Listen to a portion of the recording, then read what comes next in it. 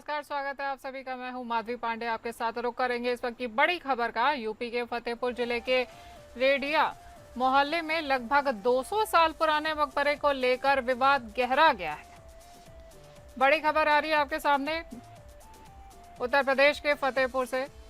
BJP जिला अध्यक्ष समेत बजरंग दल और वीएचपी ने इसे ठाकुर जी का मंदिर बताते हुए आज पूरा करने की घोषणा कर दी थी और इस चेतावनी के बाद से प्रशासन ने मकबरे के चारों ओर बैरिकेडिंग कर प्रवेश पर रोक लगा दी थी। प्रशासन की रोक के बावजूद हिंदू संगठनों के कार्यकर्ता मौके पर पहुंचे और उन्होंने बैरिकेडिंग तोड़कर अंदर जाने की कोशिश की है। इससे इलाके में तनाव फैल गया है और भीड़ बेकाबू हो चली है। वहीं बड़ी संख्या में लोगों के इकट्ठा होने से पुलिस को हालात संभालने में काफी दिक्कतों का सामना करना पड़ा है। तनाव बढ़ने के बीच हिंदूवादी संगठनों के कार्यकर्ता मकबरे पर चढ़ गए। वहां भगवा झंडा भी फहराया गया और जमकर तोड़फोड़ भी मचाई गई। इसके बाद दूसरे पक्ष से मुस्लिम समुदाय के लोग भी सक्रिय हो गए और पथराव शुरू हो गया। दोनों पक्षों के आमने सामने आने से स्थिति और भी ज्यादा गंभीर हो चली है। स्थिति बिगड़ती हुई दिखाई दे रही है। उत्तर प्रदेश के फतेहपुर से ये बड़ी खबर आपके सामने। हमारे संवाददाता देवेंद्र सिंह जुड़ गए हैं फतेहपुर से। देवेंद्र, क्या हालात है इस समय वहां पर? देखिए, हालात तो अभी सामान्य है, लेकिन जिस तरह से कल हिंदूवादी संगठन की ओर से या बीजेपी के जिला अध्यक्ष मुखलाल पाल की ओर से लोगों से आह्वान किया गया था कि सोमवार को यानी आज 11 बजे उस विवादित स्थल पे पहुंचेंगे, वहां पूजा पाठ करेंगे। इसको लेकर कहीं न कहीं प्रशासन से चूक हुई है जो सामने आई है। फिलहाल हजारों की संख्या में जो हिंदूवादी संगठन के लोग थे ये मकबरा की ओर बढ़े। मकबरा परिसर में चढ़कर न सिर्फ इन लोगों ने तोड़फोड़ किया है, बल्कि वहां पे बैरियर तोड़ करके भी हालात को पूरी तरह से बेकाबू कर दिया। इस दौरान पुलिस को कड़ी मशक्कत करनी पड़ी। तकरीबन 3 घंटे की कड़ी मशक्कत के बाद पुलिस ने हालात को काबू किया। पुलिस ने दोनों समुदाय के लोगों से बातचीत किया है और उन्हें इस बात का भरोसा जताया है कि इस मामले में वो पुरातत्व विभाग को पत्र जारी करके जांच कराएंगे। जबकि इस मामले में मुस्लिम पक्ष का अपना दावा है कि यह 500 पुराना मकबरा है जो नवाब अब्दुल समद का मकबरा है। यहाँ पे अक्सर मुस्लिम समाज से जुड़े लोग आते हैं, तो यहाँ पे फातिया आदि पढ़ते हैं, चादर चढ़ाते हैं। वह हिंदू पक्ष का यह दावा है कि यह पुराना ठाकुर जी का प्राचीन मंदिर है। आक्रांताओं ने इसमें तोड़फोड़ करके छेड़खानी किया था, लिहाजा ये हमारा हिंदू संस्कृति से जुड़ा स्थल है, हम इसमें पूजा पाठ करेंगे। हिंदू पक्ष का तो यह भी दावा है कि इस विवादित स्थल के अंदर जो वहां के दीवार में आकृतियां उसमें त्रिशूल बना हुआ है, इसके अलावा कमल का फूल है। तो दोनों पक्ष के अपने अपने दावे हैं। फिलहाल इन दोनों दावों को देखते हुए जो हालात सामने आए उन हालात को कंट्रोल करना पुलिस के लिए एक बड़ी चुनौती है। पुलिस के तमाम बड़े अधिकारी आ चुके हैं मौके पे। यहाँ पे प्रयागराज जोन के एडीजी पहुंच चुके हैं, आईजी पहुंच चुके हैं, इसके साथ ही डीएम एसपी स्वयं मौके पर मौजूद है, मोर्चा संभाल रखा है। फिलहाल अब तक का जो बड़ा अपडेट है इसमें हिंदू पक्ष को तो समझा दिया गया, जबकि मुस्लिम पक्ष इस बात से नाराज है कि इतनी फोर्स की मौजूदगी में कैसे उस विवादित स्थल पे हिंदू संगठन के लोग पहुंचे और वहां पे उन लोगों ने न सिर्फ भगवा झंडा फहराया बल्कि वहां पे हनुमान चालीसा का पाठ भी किया है। इस दौरान दोनों में झड़प का भी कुछ वीडियो सामने आ रहा है। हालांकि पुलिस ने मुस्लिम समुदाय की ओर से की जा रही पत्थरबाजी को किसी तरह कंट्रोल किया और उनके पास से भी तमाम घातक रॉड धारदार चीजें बरामद की है। तो फिलहाल इस मामले में डीएम रविंद्र सिंह का यही कहना है कि हमारी पहली प्राथमिकता है कि दोनों पक्षों से बातचीत की जाए और पूरी तरह को हालात को कंट्रोल में किया जाए। उसके बाद आगे जिन लोगों ने माहौल बिगाड़ने की कोशिश की है उनके खिलाफ कार्रवाई की जाएगी। जी, तमाम जानकारी के लिए धन्यवाद देवेंद्र।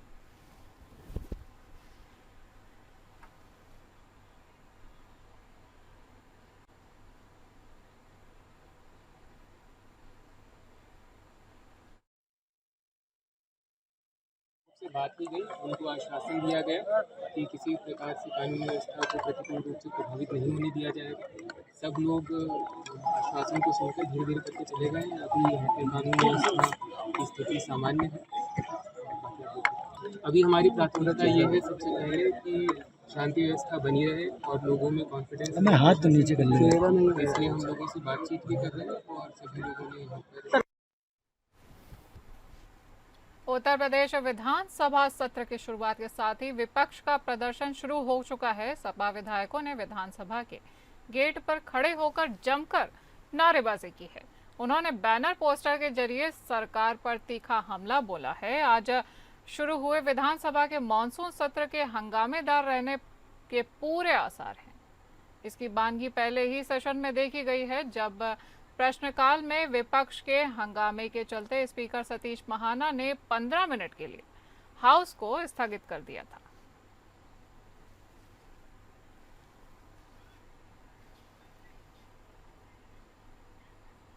कब से लोकतंत्र में लोगों का विश्वास हो गया, इनके मुंह से ये शब्द शोभा नहीं देते हैं।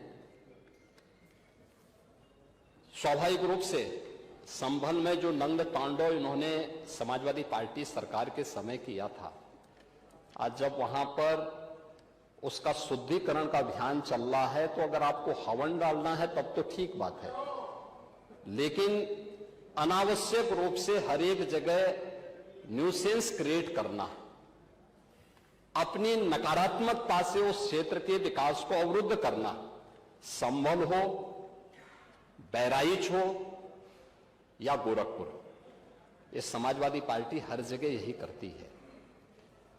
गोरखपुर के विरासत गलियारे के बारे में पांडे जी, आप तो इतने वरिष्ठ हैं, लोग आपको अनावश्यक रूप से मोहरा बना करके आपके कंधे पर बंदूक रख करके, अब आपको कम से कम इस उम्र में इस बात का ध्यान रखना चाहिए कि इस उम्र में सब नहीं होने देना चाहिए। लोकतंत्र में अगर मुख्यमंत्री के क्षेत्र में और मुख्यमंत्री के पार्टी के लोग इस तरह से किसी नेता के साथ करेंगे तो लोकतंत्र कैसे जीवित रहेगा? लोकतंत्र को बचाने की जिम्मेदारी आपकी है। ये मैं मानता हूं कि 10 मिनट में हटाने में हो सकता है सरकार का किसी का हाथ रहा हो, लेकिन आगे चल करके जब हम लोग कुछ बोल ही नहीं रहे, सारा मामला पार कर गए, 2 जगह रोक के गुंडाई की गई। यही बात मैंने प्रेस कॉन्फ्रेंस में कही थी। और यार, मेरा एक ही कहना है कि आप लोकतंत्र के रक्षक हैं और आपके क्षेत्र में अगर हमें नहीं जाने देना था तो हमको सर्किट हाउस में रोक देते, पाड़े हाथा पर पुलिस लगा देते कि नहीं जाएंगे, हम नहीं जाते, लेकिन ले जाकर के वहां मुठभेड़ कराना ये अच्छी बात नहीं थी। मुख्यमंत्री जी, यही बात कहना था। हमारे विशेष संवाददाता आनंद सिंह जुड़ गए हैं ज्यादा जानकारी के साथ इस खबर पर। आनंद, आज विधानसभा की सत्र की शुरुआत हुई है, ऐसे में क्या खास देखने को मिला है? बिल्कुल, देखिए, जैसा कि पहले से ही लग रहा था, जो सत्र की शुरुआत हुई काफी हंगामेदार हुई। जो समाजवादी पार्टी के विधायक थे उन्होंने जबरदस्त हंगामा किया। उनका ये कहना था कि जो समाजवादी पार्टी के नेता है और नेता प्रतिपक्ष है विधानसभा में माता प्रसाद पांडे, उनके साथ जब वो गोरखपुर के दौरे पर थे तो उस समय अभद्रता की गई थी। इसको लेकर जो समाजवादी पार्टी के विधायक थे वो उन्होंने लगातार हंगामा किया और आज जो सवाल पूछने की बारी आई तो एक के बाद एक करीब 18 ऐसे विधायक थे जिन्होंने सवाल नहीं पूछा। माता प्रसाद पांडे के साथ जो व्यवहार हुआ उसको देखते हुए उन्होंने उसका सवाल का बायकॉट किया। काफी हंगामा हुआ और समाजवादी पार्टी के तमाम जो विधायक थे वो वेल में आकर उन्होंने नारेबाजी की। इसको देखते हुए सदन को स्थगित करना पड़ा। हालांकि जब दोबारा कार्रवाई शुरू हुई तो भी ऐसा ही प्रोटेस्ट देखने को मिला। हालांकि जो मुख्यमंत्री योगी आदित्यनाथ ने खुद जवाब दिया, माता प्रसाद पांडे के साथ जो बात हुई उसको लेकर उन्होंने खुद जवाब दिया और उन्होंने ये स्पष्ट किया कि किसी तरह की माता प्रसाद पांडे के कंधे पर रखकर बंदूक चलाने की कोशिश की जा रही है, सदन को न चलाए देने की कोशिश की जा रही है। उन्होंने अपना स्पष्टीकरण भी दिया, लेकिन बावजूद उसके समाजवादी पार्टी के विधायकों ने उनकी नहीं सुनी और हंगामा लगातार जारी रहा, जिसके बाद सदन को कल दोपहर 11 बजे तक स्थगित करना पड़ा। जी, तमाम जानकारी पहुंचाने के लिए आपका धन्यवाद आनंद।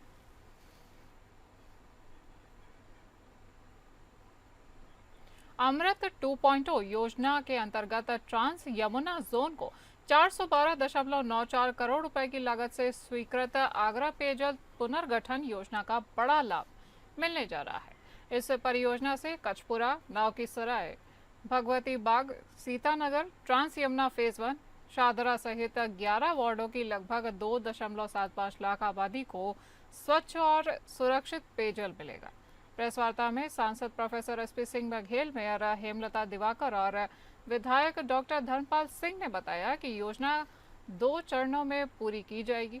ग्राम पोया में 55 mld की क्षमता वाला आधुनिक water treatment plant, intake well, raw water rising man समेत अन्य निर्माण होंगे। ये कार्य EMS लिमिटेड नई दिल्ली को सौंपा गया है। साथ ही 37.72 करोड़ की लागत से एतमादपुर नगर पालिका के सभी 25 वार्डों की 30,000 आबादी को भी शुद्ध जल मिलेगा। इस हिस्से में 2 ऊंचे जलाशय, 1 भूमिगत जलाशय, 62.70 किलोमीटर वितरण नेटवर्क और 7,007 घरेलू कनेक्शन भी शामिल होंगे। यमुना नदी के जल को MBBR अल्ट्राफिल्ट्रेशन, RO और डिसइंफेक्शन प्रक्रियाओं से शुद्ध कर 3 लाख से अधिक लोगों तक पहुंचाया जाएगा।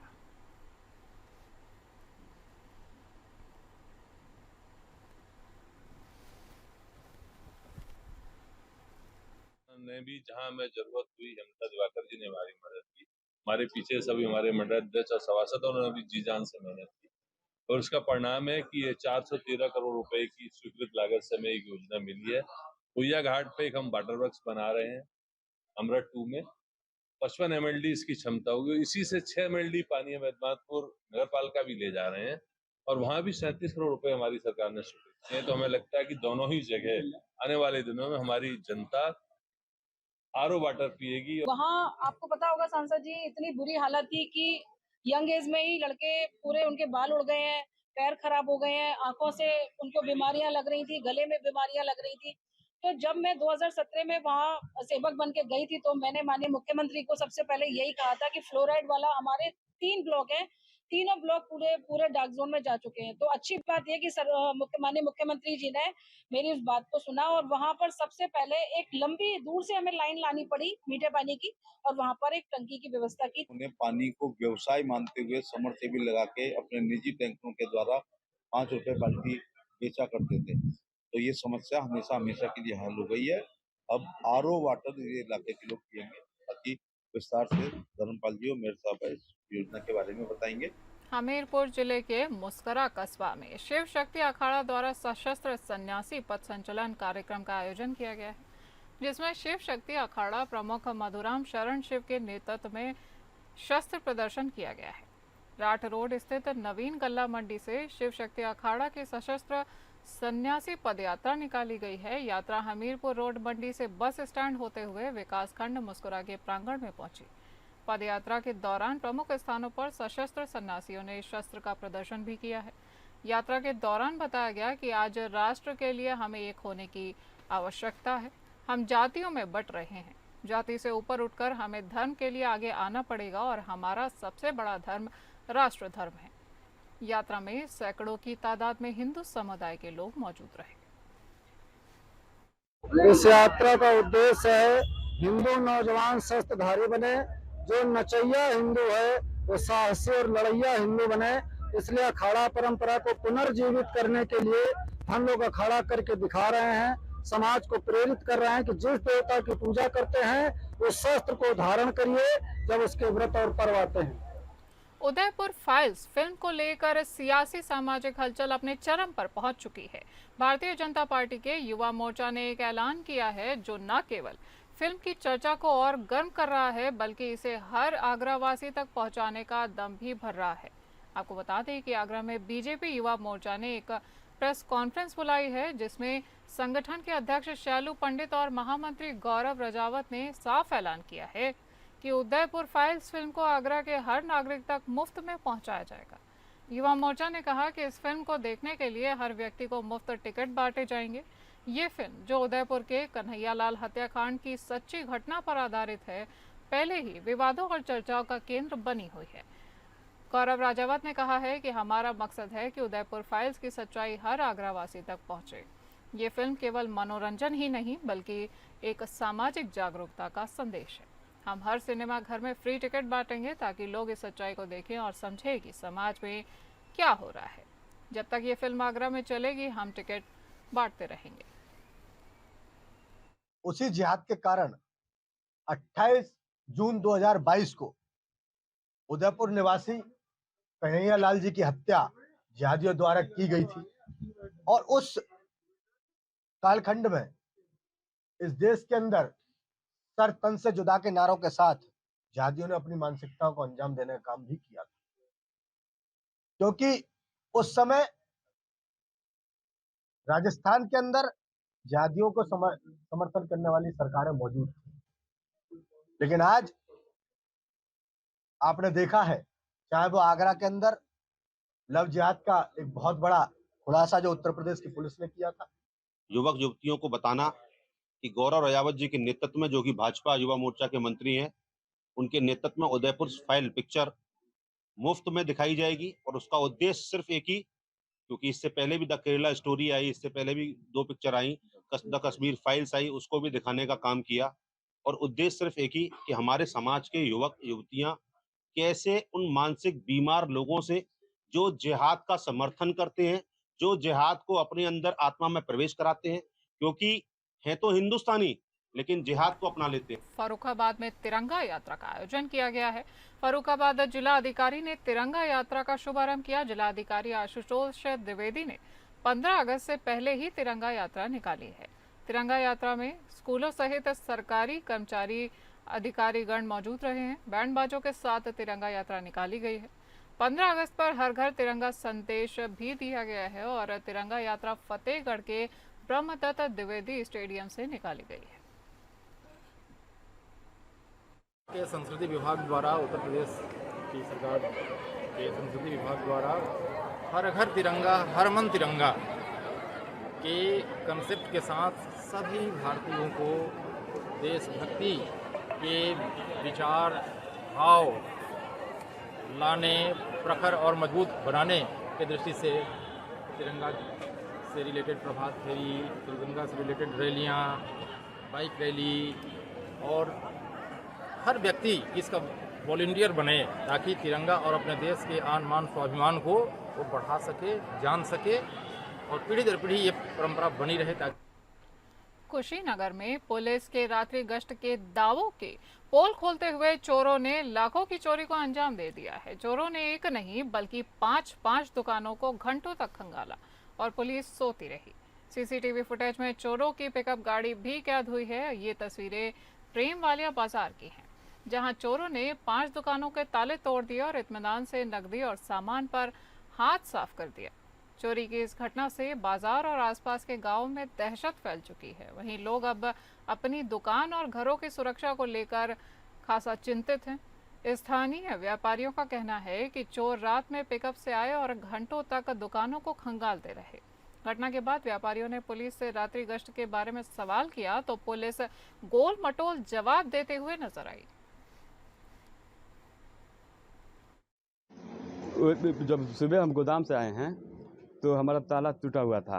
अंदर ढुके तो हमको अचानक एक बार मतलब अंधेरा टाइप हमको हो गया, ना देखे पोजीशन यहाँ का। तो उसके बाद से हम अंदर गए, बर्तन देखे तो बर्तन बैग भी नहीं था।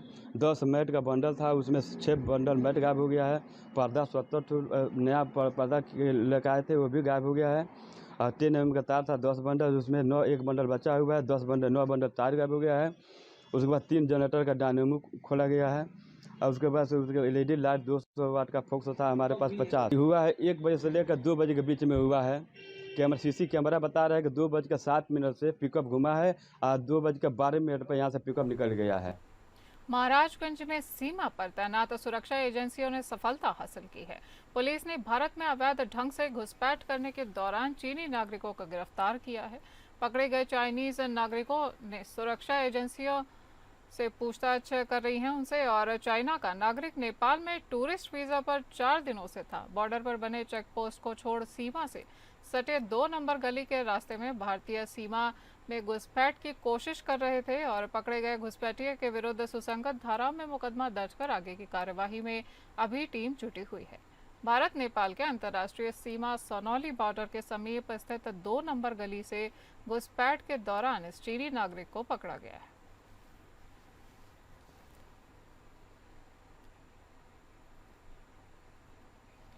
उत्तर प्रदेश के शाहजहांपुर जिले में बाइक सवार दंपति की बाइक गंगा नदी के तेज बहाव के चलते बह गई है। हादसे में पति को बचा लिया गया है जबकि पत्नी की मौत हो गई है। 4 साल के बच्चे का पता नहीं चल पाया है। अपर पुलिस अधीक्षक दीक्षा भवरे ने बताया कि सूचना पर तत्काल ही मौके पर पुलिस तथा गोताखोर पहुंचे और काफी प्रयास के बाद महिला रोली को ढूंढ लिया गया, परंतु इलाज के दौरान उनकी मौत हो गई। वहीं 4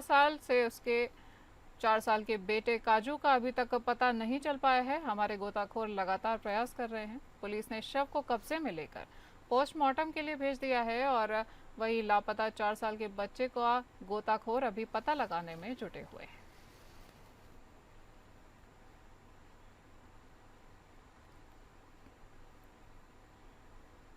उत्तर प्रदेश के अमरोहा जनपद के गजरौला कस्बे में इन दिनों तेजा नाम का युवक और उसका नकाबपोश गैंग चर्चा का विषय बना हुआ है।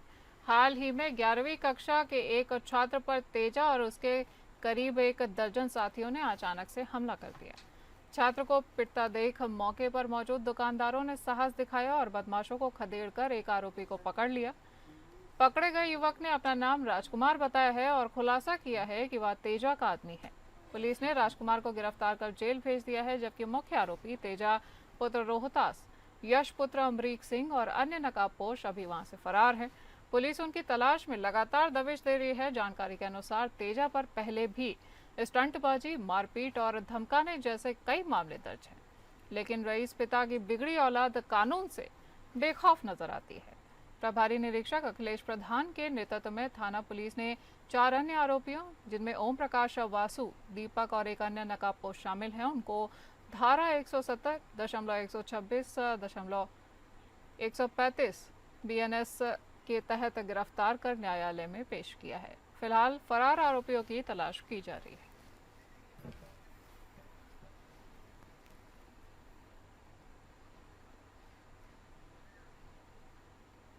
औरैया के अछलदा थाना क्षेत्र के तुरकपुर गांव में पुरानी रंजिश के चलते एक महिला पूर्व प्रधान की गोली लगने की घटना सामने आई है। आरोप है कि गांव के कुछ युवकों ने महिला पर गोली चलाई है, जो महिला के दाहिने कंधे पर लगी है। घायल महिला को उनके परिजनों ने तत्काल CHC अछलदा में इलाज के लिए पहुंचाया है, जहां चिकित्सकों ने उन्हें प्रारंभिक उपचार दिया है। इसके बाद महिला की गंभीर स्थिति को देखते हुए उसे हायर सेंटर रेफर कर दिया गया है। सूचना मिलते ही CO बिधुना P पुनीत मिश्रा और अछलदा थाना पुलिस मौके पर पहुंचे और घटना की जानकारी लेकर जांच शुरू कर दी है। पुलिस ने मामले की गंभीरता को ध्यान में रखते हुए आवश्यक कार्यवाही की बात कही है। ये घटना पुरानी रंजिश के कारण बताई जा रही है और पुलिस आरोपियों की पहचान करने के लिए अभी जांच में जुटी हुई है। मामले की पूरी जानकारी मिलने के बाद उचित कार्यवाही की जाएगी।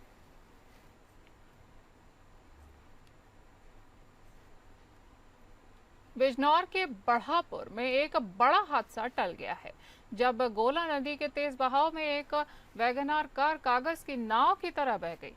कार में सवार युवक को ग्रामीणों ने बहादुरी दिखाते हुए रस्सी के सहारे बचा लिया है। बिजनौर के बढ़ापुर में गोला नदी का जलस्तर अचानक से बढ़ने से एक वैगनार कार पानी में तेज बहाव में बह गई और बताया जा रहा है कि कार में सवार युवक मंदिर में प्रसाद चढ़ाने आया था और नदी पार करते समय पानी का बहाव तेज हो गया।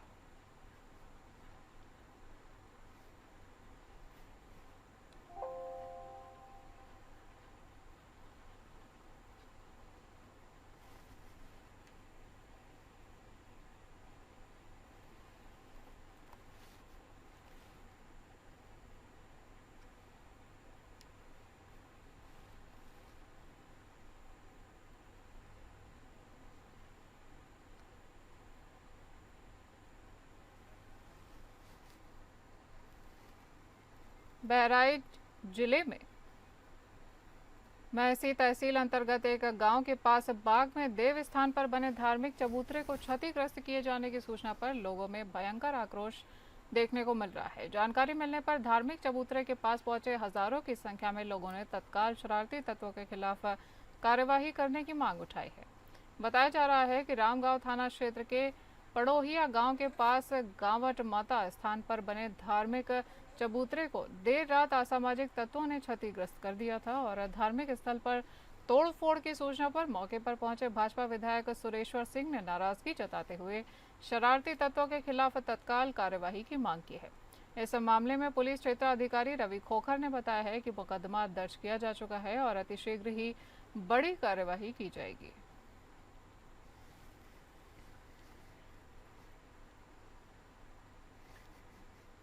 पीलीभीत में बिजली का तार काटने के बाद लूट करने की नीयत से घर में घुसे असलहों से लैस बदमाशों की आहट पर गृहस्वामी की नींद खुल गई। गृहस्वामी के विरोध करने पर बदमाशों ने तमंचे से फायर झोंक दिया और अब वारदात के बाद बदमाश मौके से फरार हो गए। फायरिंग में घायल ग्रामीणों की लखनऊ के एक निजी अस्पताल में हालत गंभीर बताई जा रही है। घटना से ग्रामीणों में दहशत है और सूचना पर पहुंची पुलिस ने पड़ताल शुरू कर दी है। थाना सेहरामऊ उत्तरी क्षेत्र के गांव बरगदिया निवासी अनिल यादव का परिवार रक्षाबंधन के पर्व को लेकर रिश्तेदारी में गया हुआ था और रविवार की रात वह अकेले घर में सो रहे थे। तभी रात्रि लगभग 11:30 बजे अवैध असलहों से लैस 3 बदमाशों ने घर की मेन लाइन का तार काट दिया और अंधेरा होने के बाद बदमाश घर के अंदर दाखिल हो गए। आहट पर अनिल यादव की नींद खुल गई। उन्होंने एक बदमाश को मौके से धर दबोचा और छीना झपटी के बाद बदमाशों ने गृहस्वामी पर अवैध तमंचे से फायरिंग की और हाथ में गोली लगने से वह लहूलुहान हो गए। घटना के बाद बदमाश मौके से फरार हो गए हैं। आपको बता दें कि पुलिस का कहना है कि घटना की संपूर्ण जांच कर सही विधिक कार्यवाही संपन्न कराई जाएगी। इस बुलेटिन में इतना ही। नमस्कार।